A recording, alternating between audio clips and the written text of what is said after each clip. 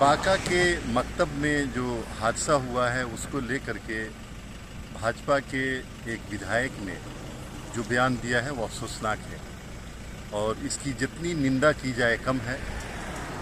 स्पष्ट हो गया है कि मदरसा में केवल धार्मिक और आतंकवाद की शिक्षा दी जाती है।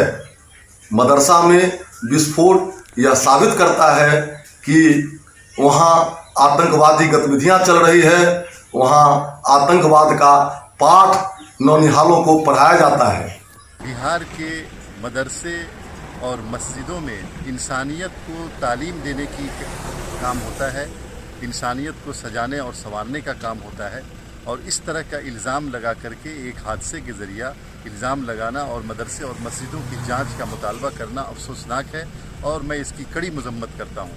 ऐसा सोचना कि मदरसों में आतंकवाद की तालीम दी जाती है ये घटिया जहन की दलील है और मदरसे और मस्जिदों के लोगों ने ये साबित किया है कि वो इंसानियत के लिए काम कर रहे हैं, वो गरीबों और मुफलिसों को पढ़ाने का काम करते हैं और बिहार में कोई इस तरह की घटना आज तक नहीं हुई है जिस तरह की बात की जा रही है।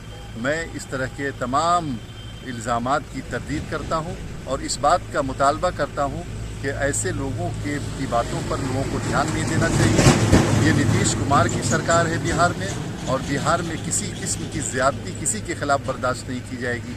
जहाँ तक बांका के मकतब का मामला है, उस मकतब में जो ब्लास्ट हुआ है उसकी तहकीकात हो रही है, जो भी मुजरिम होंगे उनको सज़ा दी जाएगी।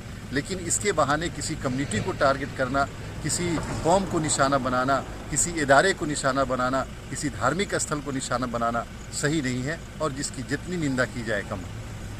स्पष्ट हो गया है कि मदरसा में केवल धार्मिक और आतंकवाद की शिक्षा दी जाती है। मदरसा में विस्फोट यह साबित करता है कि वहाँ आतंकवादी गतिविधियां चल रही है, वहाँ आतंकवाद का पाठ नौनिहालों को पढ़ाया जाता है। मदरसा के शिक्षा से आज तक न कोई डॉक्टर इंजीनियर बना है। उनको बच्चों को ये सिखाया जाता है कि दूसरा धर्म के लोग काटने योग्य हैं, कातिल हैं। वो जब तक इस्लाम न स्वीकार कर लें तब तक उनको प्रताड़ित करो, टॉर्चर करो।